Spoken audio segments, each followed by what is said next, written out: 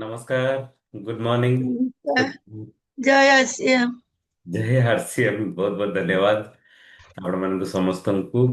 ଆ, ଆଜି ଆମେ ଗୁରୁକୁଳରେ ଆମେ ଧ୍ୟାନ ବିଷୟରେ ପ୍ରତି ବୁଧବାର ଦିନ ଯେମିତି ହୁଏ ଧ୍ୟାନ ଦ୍ୱାରା ସବୁ କିଛି ଆମର ଇନ୍ଦ୍ରିୟକୁ ଏକାଗ୍ରତାରେ ଆଣିକି ଆମେ ଧ୍ୟାନ କରିବା ଦ୍ୱାରା କେତେ ସୁଖ ଶାନ୍ତି ଆମେ ପାଉଛେ। ଆଉ ତା ଉପରେ ଆମେ ପ୍ରାକ୍ଟିକାଲ ଧ୍ୟାନ ଆମେ କଲେ ପ୍ରତ୍ୟେକ ଦିନ ଧ୍ୟାନ କରିବା ବି ଉଚିତ। ଆଉ ଆ, ତ ମୁଁ ଆଶା କରିବି ଯେ ଆପଣମାନେ ଆଜି ଯୋଉ ଧ୍ୟାନ ଆପଣ କଲେ ଏ, କଣ କଣ ଫିଲ୍ କଲେ, ତ ଟିକେ ଖାଲି ଗୋଟେ ଗୋଟେ ଶବ୍ଦରେ ଖାଲି କହିବା। ତ ମୁଁ ସମସ୍ତଙ୍କ ପାଇଁ ନମସ୍କାର ପୁଣି ଥରେ କହିଦଉଛି, ଜୟ ଆରସିଏମ କହିଦଉଛି। ତ ଆମେ କଣ ଫିଲ୍ କଲେ ଆଗେ ଆରତି ଅପା କହିବେ। ଜୟ ଶ୍ରୀରାମ।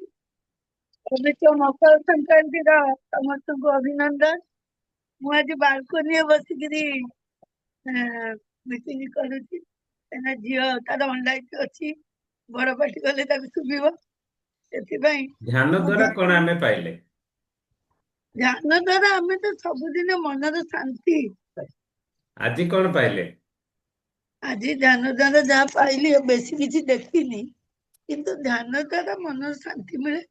ନିଜର ଯୋଉ ଆତ୍ମା ଯୋଉ ଯାହା ଚାହୁଁଛି, ଆମର ମାନେ ମନକୁ ସ୍ଥିର ରଖିବା ପାଇଁ ଧ୍ୟାନ ନିହାତି ଦରକାର।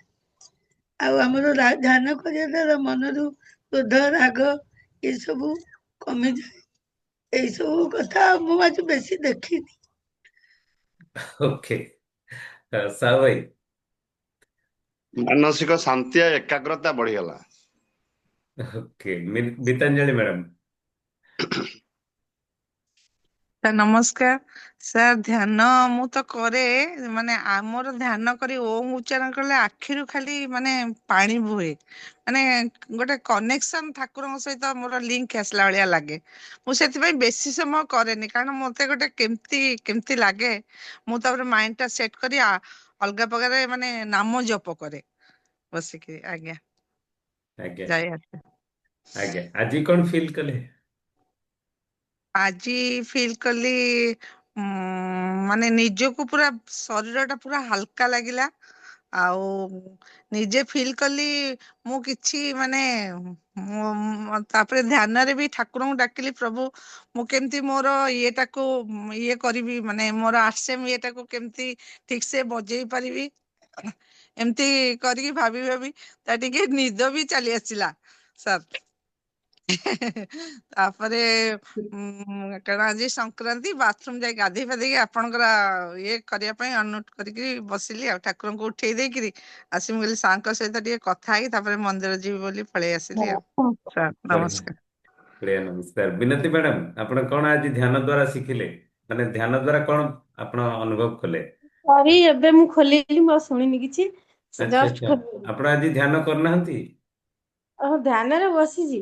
ବସିଛି ଆଉ ଆପଣ ମାନେ କଣ ସବୁ ଅପା ଭାଇ ନାଇଁ ସାର୍ ମାନେ ନାଇଁ, କହିଲେ। ସମସ୍ତେ ସମସ୍ତେ କହୁଛନ୍ତି ଯେ ଆଜି କଣ ନିଜେ ନିଜେ ଫିଲ୍ କଲେ, ଯୋଉ ଧ୍ୟାନ ଆଜି କଲେ ଗୁରୁକୁଳରେ କଣ ଫିଲ୍ କଲେ, ଆପଣ କଣ ଫିଲ୍ କଲେ? ମୁଁ ତ ବହୁତ ଅନୁଭବ କଲି ଭଲ, ମାନେ କଣ ମେଣ୍ଟାଲ ମାନେ ଗୋଟେ ଲାଗିଲା, ମେଣ୍ଟାଲ ପିସ୍ ହେଲା। ଓକେ, ବହୁତ ବଢିଆ। ଓକେ। ସୁକାନ୍ତ ବାବୁ, ଆପଣ କଣ ଫିଲ୍ କଲେ? ସାର୍ ନମସ୍କାର ସାର୍। ଧ୍ୟାନରେ ସାର୍ ଆଜି ଗୋଟେ ଭଲ ଲାଗିଲା, ଏକାଗ୍ରତା ବଢିଲା ଆଉ ଟିକେ ହାଲକା ଲାଗିଲା। ଆଉ ଆମର ଯୋଉ ଧ୍ୟାନ ବସିବା ଦ୍ୱାରା ଆମର ସାର୍ ଗୋଟେ କନସେଣ୍ଟ୍ରେସନ ପାୱାର ବଢିଲା। ମୁଁ ନିଜେ ଫିଲିଂ କରିବି, ଆଖିରୁ ଯେମିତି ବସିଲା ବେଳେ ଯେମିତି ଆଖିରୁ ଲୁହ ଯେମିତି ବାହାରିଲା ସାର୍, ଜଣା ପଡିଲା। ବାସ୍, ବହୁତ ବଢିଆ। ନମିତା ମ୍ୟାଡାମ, ଆପଣ କଣ ଫିଲ୍ କଲେ? ଆଜ୍ଞା। ସାର୍ ନମସ୍କାର ସାର୍। ଆଜ୍ଞା, କଣ ଫିଲ୍ କଲେ ଧ୍ୟାନ ଦ୍ୱାରା?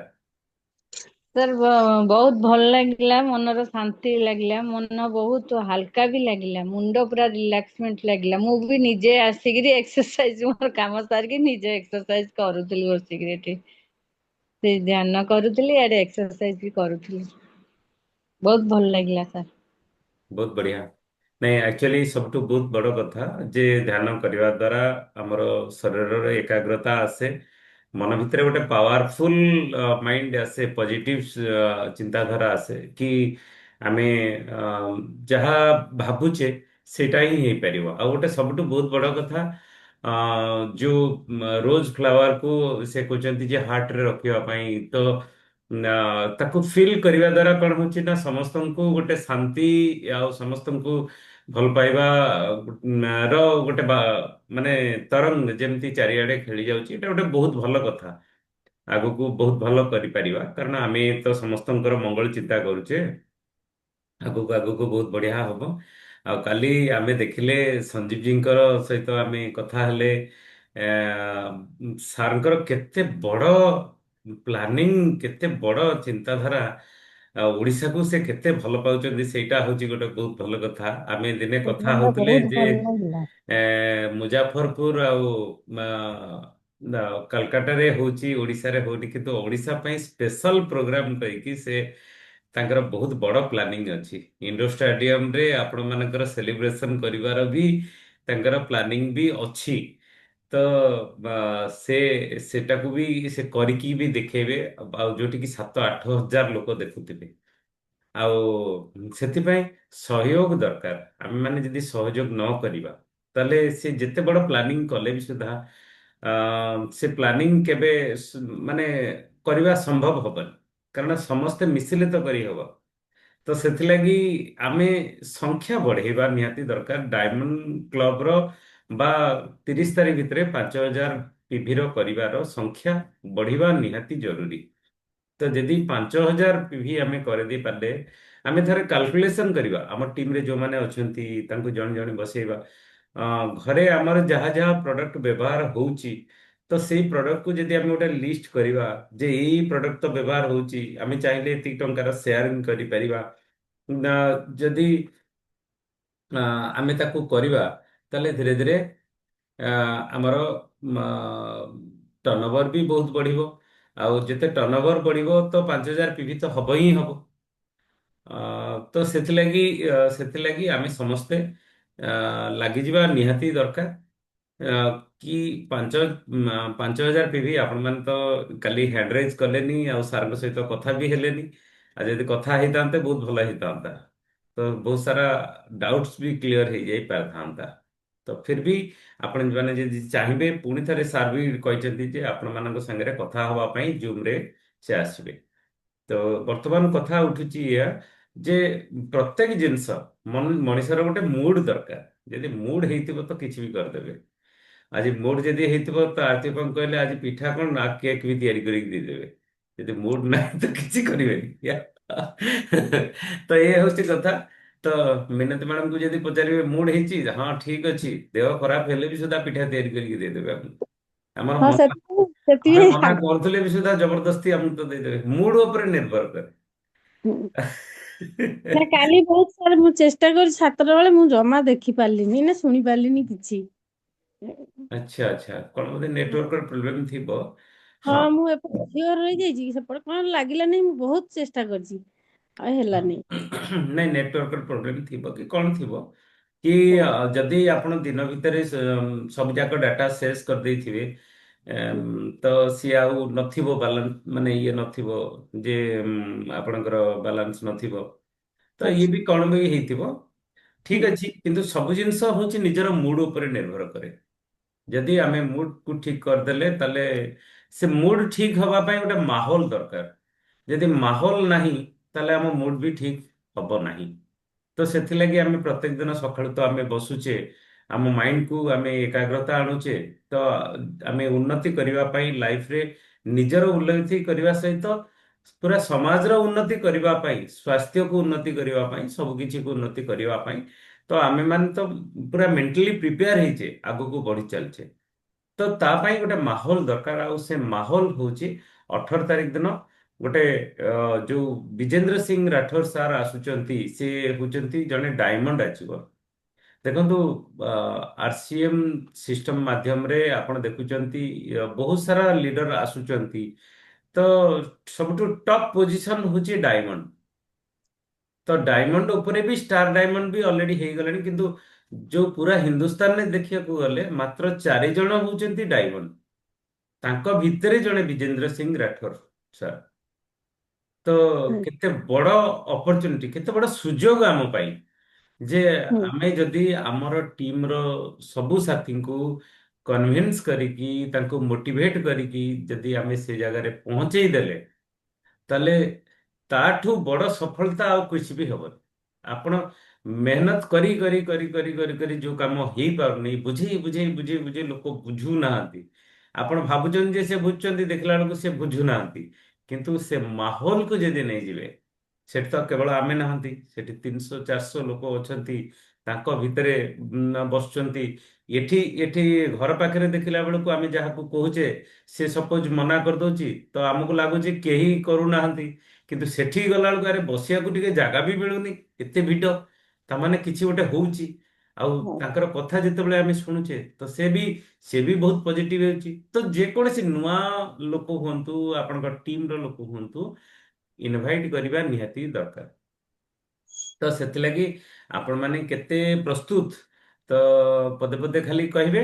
ଆଉ ତା ଭିତରେ ମୁଁ ଆକାଶକୁ ପଚାରିବି, ଆକାଶ କଣ ପ୍ଲାନିଂ ଅଛି?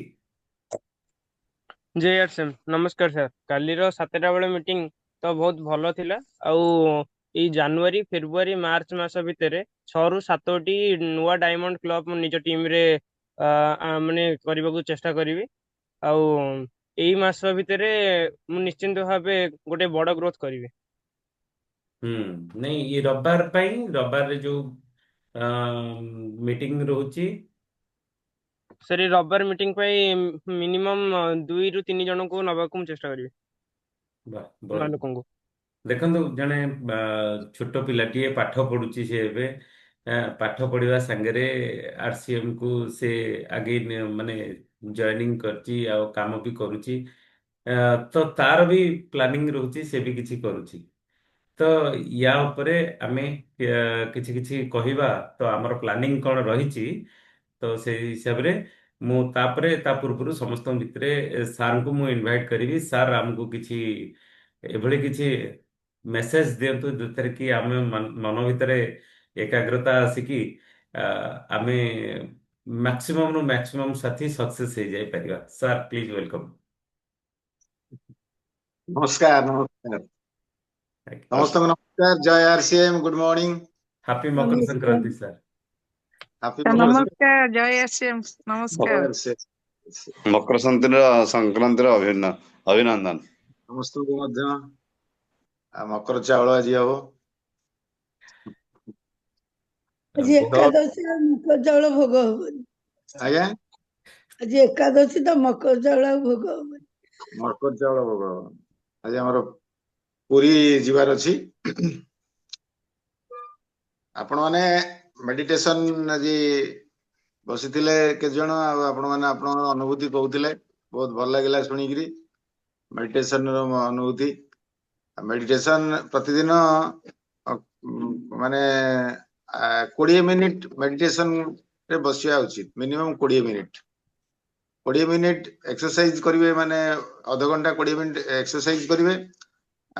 ପ୍ରାୟ ମାନେ ଜଗିଂ କରିବା, ଏକ୍ସରସାଇଜ ୱାକିଂ କରିବା ଅଧଘଣ୍ଟା, ଆଉ 20-25 ମିନିଟ ସ୍ଥିର ହେଇକିରି ମେଡିଟେସନ କରିବେ। ମନକୁ ସ୍ଥିର କରିବା ହଉଛି କଥା। ମନ ଉପରେ ସବୁ ନିର୍ଭର କରେ। ମନ ଯାହାର, ପିସି ସାର୍ ବି କହୁଥିଲେ, ତାଙ୍କର ଯିଏ ଆମର ଯିଏ ଇନ୍ଷ୍ଟ୍ରକ୍ଟର, ସିଏ ମଧ୍ୟ ସବୁ ମେଡିଟେସନ ର ସବୁ ମନ ଉପରେ ହିଁ ପ୍ରଭାବ ପଡିବ। ମନକୁ କେମିତି ଆମେ କଣ୍ଟ୍ରୋଲ କରିବା। ମନ ଯଦି ଠିକ ହେଇଗଲା, ତାହେଲେ ସବୁ। ମନ ଯଦି କହିଲା ଯେ ମୁଁ ଆରସିଏମ କରିବି, ଆଉ ଯେତେ ବାଧାବିଘ୍ନ ହଉ ପଛେ ମୁଁ ଆରସିଏମ କରିବି, ତାହେଲେ ଯେତେ ବାଧାବିଘ୍ନ ହେଲେ ମଧ୍ୟ ଆରସିଏମ କରିବା କରୁଛେ। ଯୋଉମାନେ ସଫଳ ସେଇମାନେ। ଆପଣଙ୍କର ମନ ଯୋଉମାନେ ବସିଛନ୍ତି ଆଜି ସକାଳୁ ସକାଳୁ ଗୁରୁକୁଳ ଦେଖୁଛନ୍ତି, ଆଉ କୁ ମଧ୍ୟ ଆଟେଣ୍ଡ କରୁଛନ୍ତି ଆଜିକି 3 ମାସ ହେଲାଣି, କାରଣ ଆପଣଙ୍କ ଭିତରେ ସେ ମନୋଭାବ ଅଛି ବୋଲି। ତେଣୁ ଗୋଟେ ଆପଣ ମାନେ ଗୋଟେ ବହୁତ ଭଲ ଭଜନଟେ ଶୁଣିଥିବେ, ତୋରା ମନ ଦର୍ପଣ कहलाए, ଭଲେ ବୁରେ ସାରେ କର୍ମ को देखे और दिखाए। ମନଟା ହଉଛି ଗୋଟେ ଦର୍ପଣ ଭଳି। ସବୁ ଭଲ ମନ୍ଦ ସବୁକୁ ସିଏ ଦେଖିବ ନିଜେ, ଆଉ ଅନ୍ୟକୁ ଦେଖେଇବ। ଆଉ କଣ, ମନ ହିଁ ଈଶ୍ୱର, ମନ ହିଁ ଦେବତା, ମନ ସେ ବଡା ନା କୋଇ। ମନ ଉଜିଆରା जब जब फैले जग उजियारा होए एटा गोटे बढ़िया भजन टे जोटा कि फिल्म गीत गोटे लता मंगेशकर आपण शुणिथिबे आरती मैडम भी शुणिथिबे तेणु मन को जिते कंट्रोल करेंगे आ मन कौन प्रकार नेगेटिव चिंताधारा करेंगे कारण नेगेटिव चिंताधारा सब आसो नेगेटिव चिंताधारा एते शक्तिशाली सी सब आमको सी रास्तार रखीदबनी तेणु सब पॉजिटिव चिंताधारा करवा मनर काम जिते मन को पॉजिटिव चिंताधारा कर मन आपणकर जदि स्ट्रंग करेंगे आ मन को कौन जदि मन आपे आपे मेडिटेशन को चली जीवो जदि आमे गोटे काम रे फोकस करिया जदि हम काम रे फोकस करिया एबे आमे फोकस करिया केमिति मो टीम रे 50 जन को डायमंड क्लब करेबी मन जदि कहबो मन को जदि आपण स्ट्रांग करिवे आ लीडर रो मन जदि स्ट्रांग हैला तार प्रभाव पड़िबो अन्य मान को लीडर मन रे जदि दुर्बलता रहिला डाउट रहिला ताहले सी ऑटोमेटिकली निजर टीम ऊपर पड़ी जाए ये गोटे अदृश्य भाव से प्रभाव पड़ो जदि लीडर मन स्ट्रांग रहा मो टीम रे जनवरी रे डायमंड क्लब हम फेब्रुआरी हम मार्च रे हम 5-5 हजार करेंगे 5,000 करेंगे निजर घरे 2-3 हजार खर्च हम आ 2-3 हजार सेल करेंगे रिटेलिंग करेंगे कि शेयरिंग करेंगे यही प्रकार भाव में करा पड़े काउनसिलिंग करा पड़ो संजीव जी कहले काउनसिलिंग करा कहले आपंकर बड़ आकार करी प्रहलाद जी भी करेंगे मत भी कहे जब काउनसिल करने आपण टीम सहित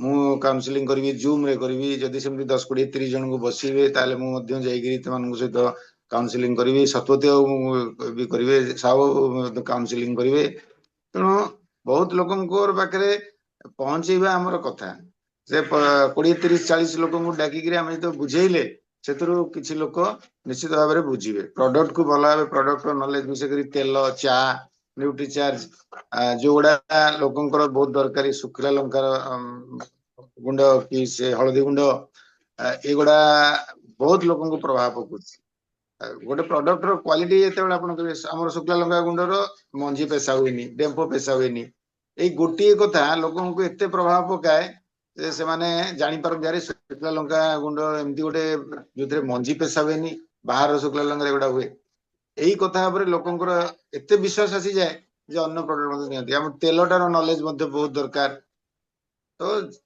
हम समस्त लागि जिवा जेमती हेले जनवरी रे डायमंड क्लब टीम रो जमती अधिका हम से कंटिन्यू करिवो मार्च पर्यंत बहुत बड़ आकार रे गोटे सेलिब्रेशन एलडीबी प्रोग्राम हम से जो परिवेश भितर आपण मानकर जो माने अचीवर जो माने डायमंड क्लब करथिबे से माने जते बेले ता भितर दिनटे अटेंड करिवे तापर देखिवे तांकर बहुत मन रे परिवर्तन आसीबो आर से मु भला बुझी परिवे एवं से माने मध्य आपण सहित डुप्लिकेट मध्य काम करि परिवे तो आमर प्रथम वर्तमान काम होची डायमंड क्लब करवा आपण माने जदी 18 तारिख रे जते पारिवे लोकन को निज टीम रे लोकन को आनी कि बसई परिवे ता मध्य सेमानक मध्य परिवर्तन आसीबो सेमान मध्य डायमंड क्लब करिवे तो चेष्टा करंतु 18 तारिख रे बहुत लोक को डाकिया भाई आज मकर संक्रांति सेतरे आपण माने संकल्प नियंतु हमें संकल्प नवा संकल्प माने जानिछन तो संकल्प माने कोन संकल्प माने आपण माने जानिथिबे जेतेबेले पूजा रे बसिबे पुरोहित ब्राह्मण गोटे बांधिदेव आंगुठी बांधिदेवनी गोटे अंगुरीय सेटा बांधिदेव तापरे पूजा ता माने कोन ये कार्यटा सरीबा पर्यंत मु संकल्प नेगिरी बसिली जे कार्य सरीबो पूजा कार्य सरीबो तापरे मु एथिर उठिबी अधारु के पूजा रे उठी जानती कि अधारु बजिबा अल्प समय सिवा टिके अछि उठी जिबा ताले ए जो संकल्प हेलानी सेटा तेणु पूजा सरला परे लास्ट जेतेबेले माने ये पड़िबो आहुति पड़िबो यज्ञ रे बा होम जो होतिबो सरला परे तापरे सेटा खोला जिवो तो तेणु संकल्प से जे मते मो टीम रे 50 लोकन को डायमंड क्लब करवा पर्यंत मु चेष्टा करूथिबी मु एतिकी लोकन को नवा पर्यंत मु चेष्टा करूथिबी चेष्टा रे अवहेला होनी फल जहाँ तो भगवान देवे से चिंता करेंगे କିନ୍ତୁ ଚେଷ୍ଟାରେ ମୋର ସଂକଳ୍ପଟା ରହିବ, ମୁଁ ଚେଷ୍ଟା କରିବି, ମନ ପ୍ରାଣ ଦେଇକି ଚେଷ୍ଟା କରିବି, ହାପାଜାଡ ଚେଷ୍ଟା ନୁହେଁ, ମନ ପ୍ରାଣ ଦେଇ ଚେଷ୍ଟା କରିବି। ଏଇ ସଂକଳ୍ପଟା ଯଦି ଆମେ ନବା, ତା ମାନେ ସେଇଟା ସମସ୍ତଙ୍କଠୁ ବେଷ୍ଟ ସଂକଳ୍ପ। ମନ ପ୍ରାଣ ଦେଇକି ସଂକଳ୍ପ ନବା ଯେ ମୁଁ ମୋର ଚେଷ୍ଟାରେ କେବେ ହେଲେ ଅବହେଳା କରିବିନି, ରେଜଲ୍ଟ ଭଗବାନ ଦେବେ। Thank you. ବହୁତ ओवर टू। ବଢିଆ। ଆକ୍ଚୁଆଲି ସାର୍ ଠିକ କଥା ଯେ ସଂକଳ୍ପରେ କେବେ ବିକଳ୍ପ ନଥାଏ। हाँ ତ ଆମେ ସଂକଳ୍ପ କରିବା ଯଦି ଆଉ ସେ କାମ ତ ହେଇଯିବ। ଆଉ ସାର୍ ଏଇଠି ଯୋଉଠି କଥା ଉଠୁଛି ଏଇ ଦିଟି କଥା ଯେ ଡାଇମଣ୍ଡ କ୍ଲବ କରିବା। ଡାଇମଣ୍ଡ କ୍ଲବ ଏଇଥିପାଇଁ କରିବା ଯେ ଆମେ ଡାଇମଣ୍ଡ ଆଚିଭର ହବା, ମାନେ ଯୋଉ କ୍ଲବରେ ରହିବା ଆମେ सतुदेव, ସାର୍ सतुदेव ସାର୍ कालिकार भिडियोटा तो आपण रेकर्डिंग कर देइछंती। ସାର୍ हां ହଁ ସାର୍ सेटा को समस्त को पठेई देबे ୟୁଟ୍ୟୁବରେ संजीव जी करा ना ना काली जोटा रेकर्डिंग करिसेंती संजीव जी प्रोग्राम टा। ୟୁଟ୍ୟୁବରେ ପଠେଇଦେବି। हां ହଉ ପଠେଇଦେବି ଆଜି। ନାଇଁ ଆପଣ ସେଟା ରେକର୍ଡିଂ କରିछंती, ତାହେଲେ କେମିତି ପଠେଇବେ, ତ କେମିତି କୋन ଆଉ टेक्निक କିଛି କେମିତି? ଉପାୟ ନାହିଁ କାରଣ ବଡ ରେକର୍ଡିଂଟା। ସେଟା ବହୁତ ସମୟ, ସେଟା यूट्यूब रे पठेइला हो। ହଁ हां यूट्यूब रे पठेई दियंतु ଠିକ ଅଛି, ମୁଁ କାଲି ना के जाव किछि ଆଜ୍ଞା पठेई हो तो। ହଁ ପଠେଇ ହବ, କିଛି ଅସୁବିଧା ନାହିଁ। हां ହେଇ माने काली से काउंसलिंग टा सब देखिबे ना तुम। ହଁ ଠିକ ଅଛି, ଠିକ ଅଛି, ମୁଁ ପଠେଇଦେବି ପଠେଇଦେବି। ହଁ ଯୋଉମାନେ ବି ଦେଖି ପାରୁନାହାନ୍ତି ସେମାନେ ବି ଦେଖିପାରିବେ, ସେଟା କରିଦେବି ସାର୍, ଆଜି କରିଦେବି। ସେମାନେ ବି ତାକୁ ଦେଖିଲେ ମନେ ପଡିବ, ଭୁଲି ମନେ ଯିବେ ନା। ପଡିବ। ହଁ ଠିକ କଥା। ମୁଁ ଆଜି କାଲି ଆଜି ପଠେଇ ଦଉଛି, ଆଜି ଏବେ କରିଦଉଛି। ନାଇଁ ସାର୍ ସେଇ କଥା ମୁଁ କହୁଥିଲି ଯେ ଯୋଉ କ୍ଲବରେ ରହିବା ତ ଆମେ ସେଇ କ୍ଲବ ଭଳି ହେଇଯିବା। ଯଦି ମାନେ ବୁଦ୍ଧିମାନ ଲୋକଙ୍କର କ୍ଲବରେ ଯଦି ମିଶିବା ତାହେଲେ ଆମେ ବି ବୁଦ୍ଧିମାନ ବୁଦ୍ଧିମାନ କଥା କହିବା। ଯଦି ଆମେ ମୂର୍ଖ ଲୋକଙ୍କ କ୍ଲବରେ ମିଶିବା ତାହେଲେ ଆମେ ମୂର୍ଖଙ୍କ ଭଳି କହିବା। ଯଦି ମଦୁଆଙ୍କ କ୍ଲବରେ ମିଶିବା ତାହେଲେ ଆମେ କିଛି ଦିନ ପରେ ଆମେ ନିଜେ ବି ଟିକେ ପିଉଥିବା। ହଁ, ତ ଇଏ ହଉଛି କ୍ଲବ। ତ ଆମକୁ ଡାଇମଣ୍ଡ ଆଚିଭମେଣ୍ଟ କରିବାକୁ ଅଛି, ଡାଇମଣ୍ଡ ଆଚିଭର ଆସୁଛନ୍ତି, ଡାଇମଣ୍ଡ ପର୍ଯ୍ୟନ୍ତ ପହଞ୍ଚିବାକୁ ଅଛି, ତାମାନେ ଡାଇମଣ୍ଡ କ୍ଲବ କରିବା ନିହାତି ଜରୁରୀ। ତ ଏଇଟା ମୁଁ ବି ବୁଝିଛି। ଆଉ ଯେବେଠୁ ଡାଇମଣ୍ଡ କ୍ଲବ ଷ୍ଟାର୍ଟ ହେଇଛି ତ ସେବେଠୁ କୌଣସି ମାସରେ ଯେତେ ବି ଅସୁବିଧା ହେଲା ତ ପ୍ରତ୍ୟେକ ମାସରେ ମୁଁ କୌଣସି ମାସରେ ମୋର ଡାଇମଣ୍ଡ କ୍ଲବ କେବେ ବନ୍ଦ ହିଁ ହୁଏନି।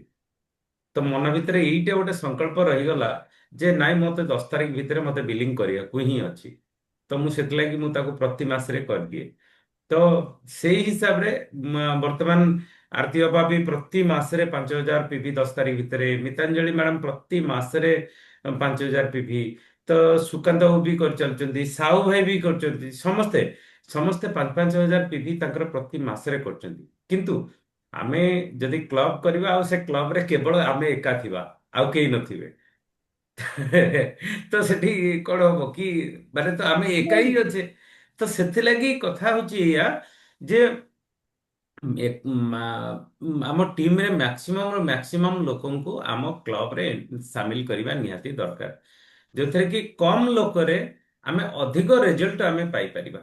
ମାତ୍ର ଆମେ ଏତେ ଲୋକଙ୍କୁ ଜଏନିଂ କରଉଛେ ଆମ ଟିମରେ, ମାତ୍ର 100 ଜଣ ଲୋକରେ ଆମେ ରୟାଲଟି ଆଚିଭମେଣ୍ଟ କରିଦେଇ ପାରିବା ଯଦି ଡାଇମଣ୍ଡ କ୍ଲବକୁ ମାଇଣ୍ଡରେ ରଖିବା। ହଁ, ଏଇଠି କଥା ସତ୍ୟଦେव, ଉଠୁଛି ଯେ ସତ୍ୟଦେव, ଯଦି ଗୋଟେ ମିନିଟ ହବା, ତ ଏଇଠି କଥା ଉଠୁଛି ଯେ ଯଦି ଆମେ ପ୍ରୟାସ କରୁଛେ ଆଉ ସେଠି ସେଲିବ୍ରେସନ ହଉଛି ରୟାଲଟି ଆଣ୍ଡ ଏଭବ, ରୟାଲଟି ଆଚିଭର ମାନଙ୍କୁ ସେଲିବ୍ରେସନ ହଉଛି, ସେଠି ଆମର ଟିମ୍ ଛୋଟ ଅଛି ଯେ ଆମର ତ ସେଲିବ୍ରେସନ ହବନି। ତ ସେଠି ମୁଁ ଏଇଠି ଆଉ ଗୋଟେ କଥା କହିବି, ଆପଣ ମାନେ ମନେ ପକାନ୍ତୁ, ଭୀମ ପ୍ରଥମ ଥରକ ହାରେ, ଏଟା ତ ଠିକ ଅଛି। ଯଦି ବି ନ ହେଇ ପାରିଲା, ଯୋଉ ଲିଡରସିପ ଡେଭଲପମେଣ୍ଟ ପ୍ରୋଗ୍ରାମ କୁ ଦେଖିକି ଆସିବା, ତ ନେକ୍ସଟ ଯୋଉ ସେଲିବ୍ରେସନ କୋଉଠି କରିବେ ସନ୍ଦୀପ ଜି, ସେଟା କରିବେ କୋଉଠି ନା ଇଣ୍ଡୋର ଷ୍ଟାଡିୟମରେ କରିବେ।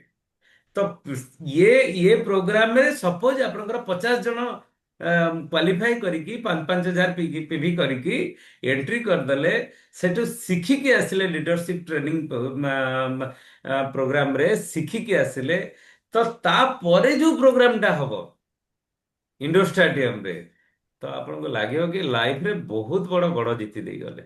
ମାନେ ବହୁତ ବଡ କାମ ହେଇଯାଇ ପାରିବ ଯେ ଆମେ ଆମର ସେଲିବ୍ରେସନ ଆଉ ଏଠି ସେଠି କୋଉଠି ହେଲାନି, ଇଣ୍ଡୋର ଷ୍ଟାଡିୟମରେ ହେଲା। ଆଚ୍ଛା, ଇଣ୍ଡୋର ଷ୍ଟାଡିୟମରେ ଯୋଉ ଆଚିଭମେଣ୍ଟ ନବା, ତ ସେ ଆଚିଭମେଣ୍ଟକୁ ନେଇକି ଆମ ଟିମରେ ଆହୁରି ଆମେ କେତେ କରିବା, ଯେତେବେଳେ ଆମେ ଟେକ୍ନିକାଲ ଆଚିଭର ହେଇଥିବା, ତ ସେ ଟେକ୍ନିକାଲ ଆଚିଭରର ସେଲିବ୍ରେସନ କୋଉଠି ହବ ନା ଦିଲ୍ଲୀରେ ତାଲକୋଟା ଷ୍ଟାଡିୟମରେ ସେଠି ହବ। ତ ଇଏ ବହୁତ ବଡ ଯାତ୍ରା। ତ ସେଥିଲାଗି ଇଏ ସବୁ କିଛିକୁ ମାନେ ନିର୍ଭର କରୁଛି, ନିଜର ମୁଡ ଉପରେ ନିର୍ଭର କରୁଛି, ଲୋକଙ୍କର ମୁଡ ଉପରେ, ଲୋକଙ୍କର ସଂକଳ୍ପ ଉପରେ ନିର୍ଭର କରୁଛି। ତ ସେଥିଲାଗି ମୁଁ ଆପଣଙ୍କୁ ସମସ୍ତଙ୍କୁ କହିବାକୁ ଚାହେଁ ଯେ ଏବେଠୁ ଆମ ଟିମରେ ଦେଖନ୍ତୁ, ଆପଣଙ୍କ ଟିମରେ ବହୁତ ସାରା ସାଥୀ କାଲି ବସିଥିଲେ, ତ ସେମାନଙ୍କ ସାଙ୍ଗରେ ପର୍ସନାଲ ଆପଣ ଡିସ୍କସନ କରିକି କୋଉମାନେ ବସିଥିଲେ କୋଉମାନେ ନ ବସିଥିଲେ ଡିସ୍କସନ କରିକି ଡାୟମଣ୍ଡ କ୍ଲବ ବିଷୟରେ ଯଦି ଆମେ ତାଙ୍କୁ ଆୱାର କରେଇବା, ଆଜି କରେଇବା ତାହେଲେ ହବ। କାରଣ କାଲି ଶୁଣିଛନ୍ତି, ଆଜି କରେଇବା ହବ। ସାର୍ ତ କହିଲେ ମୁଁ ୟୁଟ୍ୟୁବରେ ତାକୁ ରେକର୍ଡିଂଟା ପଠେଇଦେବି, ତାକୁ ବି ଶୁଣିବା ନିହାତି ଦରକାର। ତ ଇଏ ଦ୍ଵାରା କଲେ କଣ ହବ ନା ଧୀରେ ଧୀରେ ଧୀରେ ଧୀରେ ଗ୍ରୁପ ବଢିବ, ଆଉ ବଢିଛି ବି ମଧ୍ୟ। ଆଜି ବି ଯୋଉମାନେ ରୟାଲଟି ଆଉ ଟେକ୍ନିକାଲ ଆଚିଭର ହେଇଛନ୍ତି, ତ ସେମାନେ ଏଇ ପ୍ରୋସେସ ଦ୍ଵାରା ହିଁ ଆଗକୁ ବଢିଛନ୍ତି, ତା ଦ୍ଵାରା ଆଉ କିଛି ନାହିଁ। କଣ କହୁଥିଲେ ଅପା, ଆପଣ କୁହନ୍ତୁ। ନାଇଁ, ମୁଁ କହିଲି 10 ତାରିଖ ଭିତରେ ପ୍ରବୀଣା ମ୍ୟାଡାମ ମିନି ନାୟକ ବି କରିଛନ୍ତି, ଆରେ ବାହ, ବହୁତ ବଢିଆ କଥା। ସବୁବେଳେ ସେଥିଲାଗି କରୁଛନ୍ତି ଆପଣଙ୍କୁ ବହୁତ ପ୍ରବୀଣ। ବହୁତ ଧନ୍ୟବାଦ। ବହୁତ ବହୁତ ଧନ୍ୟବାଦ। କିନ୍ତୁ ତାଙ୍କ ମାଧ୍ୟମରେ ଆମେ ଆଉ ଯଦି କିଛି କରେଇ ପାରିଲେ, ତାହେଲେ ତାଙ୍କର ଗ୍ରୋଥ ହବ ନା। ତ 5,000 ପିଭି କରିବାର ବହୁତ ସାରା ଉପକାର ଅଛି ଆମ ପାଖରେ, ମାନେ ବହୁତ ସାରା। ଦେଖନ୍ତୁ, ପ୍ରଡକ୍ଟକୁ ଯଦି ଆଣିଲେ ଆମେ ନିଜେ ୟୁଜ କରିବା, କାରଣ ସେଇ ପ୍ରଡକ୍ଟ ଆମେ ବାହାର ମାର୍କେଟରୁ ଯିଏ ବି 5,000 ପିଭି କରୁନାହାନ୍ତି, ସେ ବାହାରୁ କିଣୁଛନ୍ତି। ସପୋଜ ତାପରେ ତାପରେ ମୁଁ ଏତେ ଏକ୍ସାଇଟେଡ ହେଇଛି, ସେ କାଲି ସଞ୍ଜୀବ ସାରଙ୍କ ପ୍ରୋଗ୍ରାମରେ ବି ବସିଥିଲା ମିନି ନାୟକ। ହଁ, ମୁଁ ଲାଷ୍ଟରେ ଦେଖିଲି ନା, ସେ ଜୟ ଆରସିଏମ କହୁଥିଲେ। ତାପରେ ଏତେ ଖୁସି ହେଇଯାଇଛି। ନାଇଁ, ବହୁତ ବଢିଆ। ଠିକ ଅଛି, ଆପଣ ମାନଙ୍କର କଣ ପ୍ଲାନିଂ, ଖାଲି ପଦେ ପଦେ ଆମେ ଶୁଣିଦବା। ତ ତାପରେ ଅ, ମାନେ 18 ତାରିଖ ପାଇଁ କଣ କଣ ପ୍ଲାନିଂ, ଟିକେ ଅପାଙ୍କଠୁ ଷ୍ଟାର୍ଟ କରିବା। 18 ତାରିଖ ପାଇଁ ମୁଁ ପୁରା ପ୍ରିପେୟାର ହେଇକି ରହିଛି। ସକାଳୁ ଝିଅ ଯୋଇ ତ ପଳେଇବେ, ମୁଁ ପୁରା ସମସ୍ତଙ୍କୁ ତା ଆଗରୁ ଫୋନ କରି, ଯେମିତି ଅଧିକରୁ ଅଧିକ ମୋର ଟିମର ଲୋକ ଆଟେଣ୍ଡ କରିବେ। ଆଉ ଏ ମାସରେ ମୁଁ ସମସ୍ତଙ୍କୁ ଯେମିତି 15 ଜଣ ଉପରେ ଡାୟମଣ୍ଡ କ୍ଲବ କରିବା ପାଇଁ, ମାନେ 5,000 ବିଭି କରିବା। ଡାୟମଣ୍ଡ କ୍ଲବ ତ ମାନେ ମାସ ସାରା ଆମେ କଲେ ବି ଆରମ୍ଭ ତ ହଁ। ଚଳିବ। ହୁଁ, ମୁଁ ଆରମ୍ଭଟା ବହୁତ 30 ତାରିଖ ଚେଷ୍ଟା ପର୍ଯ୍ୟନ୍ତ ହେଲେ ଚଳିବ। ମୁଁ ଚେଷ୍ଟା ଚଲେଇଛି, ଆଉ କରିକି ବି ଦେଖେଇବି। ଆରେ ବାହ, ବହୁତ ବଢିଆ। ଆପଣ ସ୍ୱାଧୀନତା ସଂଗ୍ରାମୀ ଝିଅ, ସେ ତ ଆପଣ କିଛି କରିକି ଦେଖେଇଦେବେ। ଫାଇଟ୍ କରିବା ଆମେ ଶିଖିଛୁ। ଓକେ, ବହୁତ ବଢିଆ। ମିତାଞ୍ଜଳି ମ୍ୟାଡାମ, ଆପଣଙ୍କର।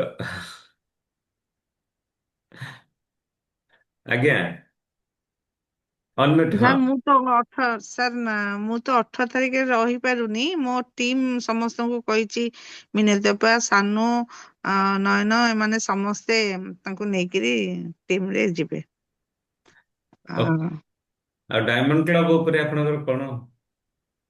ଏମାନେ ତ ସମସ୍ତେ କରିବେ ବୋଲି ଆରମ୍ଭ କଲେଣି ଆଉ। ମାନେ ଅଛି ତ 30 ତାରିଖ ଅଛି, 4 ଜଣ କଲେଣି ମୋ ଟିମରେ। ଆଜ୍ଞା। ଆପ- ଆପଣଙ୍କର ପା 25 ତାରିଖ ଏଥରକ କ୍ଲୋଜିଂ ଡେଟ୍ ହେଇଯାଉଛି ଆପଣଙ୍କ ପାଇଁ। 25 ତାରିଖ? ହଁ ତାହେଲେ ଆଜି ତ 14, କରିଦେବେ ସାର୍। 10 ଦିନ ଭିତରେ କରିଦେବେ ସେମାନେ। ହଁ, ନାଇଁ, ଆପଣଙ୍କ ଟିମର 25 ତାରିଖ କ୍ଲୋଜିଂ କାହିଁକି ଜାଣିଛନ୍ତି ତ? କଣ ପାଇଁ? କାରଣ 26 ତାରିଖରୁ ଟିମ୍ ଲିଡର ରହିବେନି। ଓହୋ ହୋ ହୋ ହୋ ହୋ ହୋ ହୋ, ଆରତି ଅପା କଥା କହୁଛନ୍ତି। ଆଜ୍ଞା ଆଜ୍ଞା। ଓକେ। ହଁ। ହଁ, ସୁକାନ୍ତ ବାବୁ, ଆପଣଙ୍କ କଣ ପ୍ଲାନିଂ?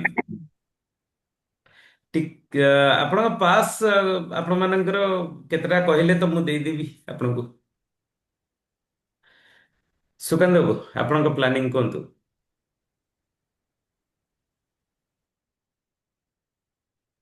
ସାର୍ ମିନିମମ୍ 10 ରୁ 15 ଲୋକ ନିଶ୍ଚିତ, 10 ଜଣ କନଫର୍ମ, 15 ଚେଷ୍ଟା କରୁଛୁ ନେବା ପାଇଁ।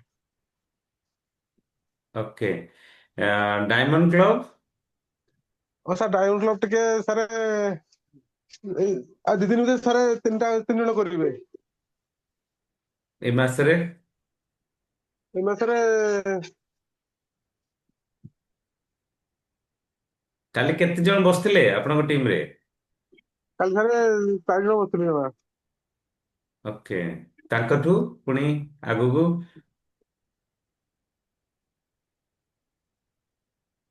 ସମସ୍ତଙ୍କ ତାଙ୍କଠୁ ସାଙ୍ଗେ ଟିକେ ଡିସ୍କସନ କରନ୍ତୁ। ତ ଆଜ୍ଞା ଠିକ ଅଛି, ଆପଣ ଆସନ୍ତୁ। ଓକେ, ଠିକ ଅଛି, ଥ୍ୟାଙ୍କ ୟୁ। ମିନତି ମ୍ୟାଡ଼ାମ, ଆଜ୍ଞା। ଆପଣଙ୍କର କେତେ ଜଣ ଆସିବେ ରବିବାର ଦିନ ମିଟିଂକୁ? ମୁଁ ତ କହିଛି ଯେ ଯିବେ କି ନାହିଁ ମୁଁ ଆଉ ଜାଣିନି, ତଥାପି କାଲି ଗଲେ ଘରକୁ କଥାବାର୍ତ୍ତା କରେଇବି, କାଲି କହିବି। ଆଜ୍ଞା, 3 ଫୋନରେ ଜଣ କଥା ହେବା। 3 ଜଣ ଯାଇପାରିବେ, 3 ଜଣ। ଫୋନରେ କଥା ହେଲେ ହବ ଟିକେ। ଫୋନରେ କହିଛି, କାଲି ତ କହିଛି, ମୁଁ ତ ଦେଖିପାରିଲିନି। ସେମାନେ ବସିଲେ କି ନାହିଁ ମୁଁ ଆଉ ପଚାରିନି, ଏବେ ପଚାରିବି। ଆଉ ଆଜ୍ଞା 18 ତାରିଖ ପାଇଁ ମୁଁ 3 ଜଣ ସିଓର, ଆଉ ତାପରେ କହିବି ତାଙ୍କୁ ସବୁ ଆଉ। ହଁ ମ୍ୟାଡ଼ାମ, ଆପଣ ଯୋଉମାନଙ୍କୁ ଜଏନ୍ ନ କରିଛନ୍ତି, ମିତାଞ୍ଜଳି ମ୍ୟାଡ଼ାମ ଜଏନିଂ କରିଛନ୍ତି କି ଆଉ କିଏ ବି ଜଏନିଂ କରିଛନ୍ତି ଆପଣଙ୍କ ତଳେ, ତ ସେମାନଙ୍କୁ ଟିକେ ଟିକେ ଯୋଗାଯୋଗ କଲେ ଭଲ ହୁଅନ୍ତା। ହଁ ଲିଷ୍ଟ ପଠେଇଛି ନା କଣ, ମୁଁ ଆଜି ଗଲେ ଘରକୁ ତାଙ୍କ ସାଙ୍ଗରେ କଥା ହେଇଯିବି। ହଁ, ଟିକେ ଫୋନରେ କଥା ହେବେ, ତାଙ୍କୁ ମିଟିଂ ପାଇଁ କହିବେ। ଆଉ କାଲି ଯୋଉ ମିଟିଂ ଆପଣଙ୍କ ପାଇଁ ତ ଏଇ ସାର୍ କହିଲେ କି ମୁଁ ତାକୁ ୟୁଟ୍ୟୁବରେ ଲୋଡ କରିକି ପଠେଇଦେବି, ଯୋଉଥିରେ କି ଆପଣ ବି ଦେଖିପାରିବେ ତାକୁ ଆଉଥରେ, ତ ସେ ବି ହେଇଯାଇପାରିବ। ଠିକ ଅଛି, ଟିକେ ବଡ ପ୍ଲାନିଂ କରନ୍ତୁ। ବଡ ପ୍ଲାନିଂ କଲେ ବଡ ରେଜଲ୍ଟ ଆସିବ, କାରଣ ସମୟ ତ ବହୁତ କମ ନା ଆମ ହାତରେ। ତ ଯେତେ ଯେତେ ବଡ ପ୍ଲାନିଂ କରିବା ସେତେ ବଡ ହେଇପାରିବ। ହେଲେ ଯେ ସାର୍ ମୁଁ ତ ସିଏ ସବୁ କରିପାରିବ, କିନ୍ତୁ ମନ ଧ୍ୟାନ ଦଉନି, ଝିଅ ଘରକୁ ପଳଉଛନ୍ତି ବାପା ଆଉ। ସେଇ ତ ହଉଛି କଥା, ମୁଡ ଟା କରିପାରୁନାହାନ୍ତି। ଆଜ୍ଞା ଆଜ୍ଞା। ଏପଟ ମୁଁ ସେପଟ ହେଲା ବେଳକୁ ଟିକେ ମାନେ ହେଇଯାଉଛି ଆଉ। ନାଇଁ, ମୁଁ ଜାଣିଛି ଆପଣ ବହୁତ କରିପାରିବେ। ମାନେ ଆ, ମାନେ ଟିକେ ଜଗି ଆପଣଙ୍କ ଜଗି ଟିମରେ ଫାଷ୍ଟ ରୟାଲଟି ଆଚିଭର ତ ଆପଣ ହିଁ ଏବେ ମତେ ଲାଗୁଛି, କିନ୍ତୁ ଆପଣ ସାଙ୍ଗେ କରୁନାହାନ୍ତି। ସାଙ୍ଗେ ଏତେ କଥା କୁହନ୍ତୁନି। ହଁ। Okay okay. ମୁଡ୍ ମୁଡ୍ ମାନେ ହଉଛି ମନ। ଏଇ ଯୋଉ ମୁଡ୍ କଥା କହୁଛନ୍ତି ସିଏ ହଉଛି ମନ। ମନକୁ କଣ୍ଟ୍ରୋଲ କରିବେ ମାନେ ମେଡିଟେସନ। ତ ପ୍ରତିଦିନ ମେଡିଟେସନ ପ୍ରାକ୍ଟିସ କଲେ ମନ ଆସ୍ତେ ଆସ୍ତେ କଣ୍ଟ୍ରୋଲରେ ଆସିଯିବ, ମୁଡ୍ କଣ୍ଟ୍ରୋଲରେ ଆସିଯିବ। ହଁ ସେଟା ଠିକ, କିନ୍ତୁ ଏଇ ପିଲାମାନେ ଟିକେ ରାଗୁଛନ୍ତି, ବାହାରକୁ ବେଶୀ ବାହାରି ପାରୁନାହିଁ। ଫୋନରେ ଯୋଗାଯୋଗ କରୁଛି, ପାଖରେ ଯାଇ ଆଉ ଫୋନରେ କଥା ହେଲେ ବହୁତ ମାନେ ଅଲଗା ଆସିବ। ସାମ୍ନା ସାମ୍ନି କଥା ହବା ଯେମିତି, ଫୋନରେ ସେମାନେ ଶୁଣୁନି ଗାଲେଇ ଦଉଛନ୍ତି। କଥାବାର୍ତ୍ତା କଲ, ଆପଣ ସମସ୍ତଙ୍କୁ ଏକାଠି କେବେ କରନ୍ତୁ, ଡାକନ୍ତୁ ସାହୁବାବୁଙ୍କୁ ଶତପଥୀ ବାବୁଙ୍କୁ ଡାକନ୍ତୁ, ସେମାନେ ବୁଝେଇବେ। ହଁ ସେଟା ସେମିତି କରି କଲେ ଭଲ ହବ। ଏକାଠି କୋଉଠି ବସିବେ କୋଉଠି, ନହେଲେ କାହା ଘରେ ଗୋଟେ ହୋମ ମିଟିଂ କରନ୍ତୁ। ହୋମ ମିଟିଂ କରନ୍ତୁ, ସେଇ ହୋମ ମିଟିଂ ରେ ଆପଣଙ୍କ ଘରେ କରନ୍ତୁ, ଡାକନ୍ତୁ, ଘରକୁ ଡାକନ୍ତୁ। କିମ୍ବା ତାଙ୍କ ଘରେ କାହା ଘରେ କରିବେ, ସେଠି ଅନ୍ୟମାନଙ୍କୁ ଡାକନ୍ତୁ। ଏଇଭଳି କରିଲେ ହିଁ ଇଏ ହବ। ଆଉ ଡାକିବେ ସାହୁବାବୁଙ୍କୁ ଡାକିବେ, ଶତପଥୀ ବାବୁଙ୍କୁ ଡାକିବେ, 8-10 ଜଣଙ୍କୁ ବସେଇକିରି ଏଇଭଳି କରନ୍ତୁ, ତାହେଲେ ଦେଖିବେ ପ୍ରଭାବ ପଡିବ ତାଙ୍କ ଉପରେ, ଡାଇମଣ୍ଡ କ୍ଲବ କରିବା ସମ୍ଭବ ହବ। କରିବା ଏଥରକ ତ ଟିକେ ଭଲ ହେଇ ଆସିଲାଣି, ଟିକେ କରିବି ଆଉ।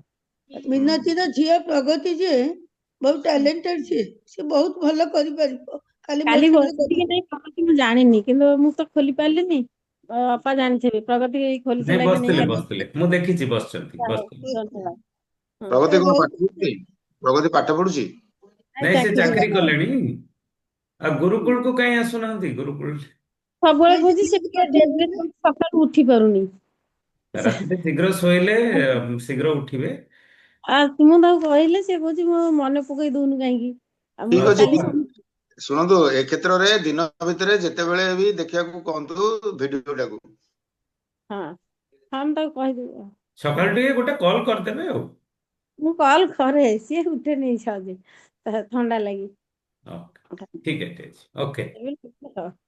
ହଁ ଠିକ ବର୍ତ୍ତମାନ ଅଛି। କଥା ହଉଛି କଣ, ଯିଏ ଯୋଉ ପ୍ରକାରରେ ତାଙ୍କୁ ସେଇ ପ୍ରକାରରେ ଆଟାଚମେଣ୍ଟ କରାଯାଉ। କାହାକୁ ତାଙ୍କର ଅଭ୍ୟାସକୁ ବଦଳେଇବା ପାଇଁ ତ ଆମର ସମୟ ବହୁତ ଯିବ। ତେଣୁ ସିଏ ଯଦି ପାରୁନି, ଉଠି ପାରୁନି, ତାକୁ ଦିନ ଭିତରେ କେତେବେଳେ ଭିଡିଓ ଦେଖିବା ପାଇଁ କହନ୍ତୁ। ହଁ, ସେ ଅଫିସରୁ ଆସିଲା ପରେ ଟିକେ ଟାୟାର୍ଡ ହେଇଯାଉଛି ତ, ସେଥିପାଇଁ ଟିକେ କରିପାରୁନି। ତାକୁ କହିବି, ସେ ଚେଷ୍ଟା କଲେ କରିପାରିବ, ତାର ସେତିକି ଅଛି। ଏତେ ମତେ ଟିକେ ପ୍ରତିଶ୍ରୁତି ଦେଇଛି। ହଁ ହଁ ସେ କରିପାରିବ ଚାହିଁଲେ। ମୋ ଠାରୁ ସେ ଭଲ କରିବ, କିନ୍ତୁ ଅଫିସ ଏପଟେ ଘରେ ଏମିତି ସବୁ ଟିକେ ରହିଯାଉଛି ତ। ହୁଁ। ଠିକ ଅଛି, ତାଙ୍କର ବି ଡାୟମଣ୍ଡ କ୍ଲବ କରିବା। ଓକେ, ନମିତା ମ୍ୟାଡ଼ାମ କୁହନ୍ତୁ।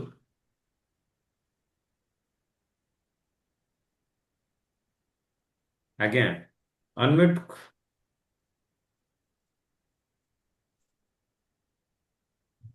ଆଜ୍ଞା ଆଜ୍ଞା, ହଁ ମ୍ୟାଡ଼ାମ କୁହନ୍ତୁ। ହଁ ମୁଁ କରିବି ବୋଲି କହିଛି, ଏ ମାସ ଶେଷ ସୁଦ୍ଧା ମୋର 25 ତାରିଖ ସୁଦ୍ଧା ହେଇଯିବ ମୋର ଡାଇମଣ୍ଡ କ୍ଲବ କରିବି ଏମିତି ହେଲେ। ଡବଲ ଡାଇମଣ୍ଡ ହବ କି ନାହିଁ? ନୟନ ବାବୁ ଆଉ ଉଇଥି ନମିତା ମହାନ୍ତି। ନୟନ ବାବୁଙ୍କ କଥା ମୁଁ କହିପାରିବିନି, ସିଏ ତାଙ୍କର ଆନ୍ସର ଦେବେ। ମୋ କଥାଟା ମୁଁ କହୁଛି। ତାପରେ 25 ଏଇ ଯୋଉ ଆମର 18 ତାରିଖ ପ୍ରୋଗ୍ରାମ ପାଇଁ ମୁଁ 2-4 ଜଣଙ୍କୁ ଇଏ କହିଛନ୍ତି, ତାଙ୍କର ଅଫିସର ଲୋକଙ୍କୁ, ଯୋଉମାନେ ଜଏନ କରିଛନ୍ତି, ଯିଏ ବି ନ କରିଛନ୍ତି ସେମାନେ ଯିବେ। ଆଜ୍ଞା, ପୁରା ଟିମକୁ ଗୋଟେ ଗୋଟେ କଲ୍ କରନ୍ତୁ, ତାଙ୍କୁ 18 ତାରିଖକୁ ଇନଭାଇଟ୍ କରନ୍ତୁ, ପୁରା ଟିମଟା ଆପଣଙ୍କର ଏ ଲେଗ ବି ଲେଗ। ଆଜ୍ଞା ସାର୍। କଲ୍ କଲେ ନୟନ ତ ସାର୍ ଆପଣଙ୍କ ସମ୍ପର୍କ ସହିତ ବଢିବ, କଥା ତାଙ୍କ ହେଇଯିବେ। ସହିତ ଫୋନରେ କଥା ହେଲେ ତ ସମ୍ପର୍କ ବଢିବ। ସମ୍ପର୍କ ବଢିଲେ, ଇଏ ତ ସମ୍ପର୍କର ବିଜନେସ, ସମ୍ପର୍କ କଲେ ହିଁ ଆମେ ଆଗକୁ ବଢିପାରିବା। ସେଥିଲାଗି ଆଜ୍ଞା ସାର୍ ସବୁବେଳେ କହୁଛନ୍ତି ନା, ସମ୍ବନ୍ଧକୁ ବଢେଇବା ଆମ ନିହାତି ଦରକାର। ସାର୍ ଆପଣଙ୍କ ସହିତ ନୟନ ସାର୍ ପରେ କଥାବାର୍ତ୍ତା ହେଇଯିବେ। ସମ୍ପର୍କ ବଢେଇବେ କି ନ ବଢେଇବେ?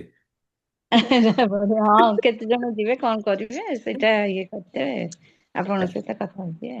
ଓକେ, ଥ୍ୟାଙ୍କ ୟୁ, ବହୁତ ବହୁତ ଧନ୍ୟବାଦ। ଆଜି ତ ସମୟ ଅଲରେଡି ହେଇଯାଇଛି, ଆମେ ପୁଣି କାଲି ନୂଆ ସଂକଳ୍ପ ନେଇକି ବସିବା। ତ ଆମେ ଆଜିର କାମ ରହୁଛି ଯେ ଆମେ ଆମ ଟିମର ସମସ୍ତଙ୍କୁ ଫୋନ କରିବା, କାଲି ମିଟିଂକୁ ଦେଖିବା, କାଲି ମିଟିଂ ଯାହା ହେଲା ତା ବିଷୟରେ ବି ଆମେ ଏକ୍ସାଇଟମେଣ୍ଟ ହେଇକି ଲୋକଙ୍କୁ କହିବା।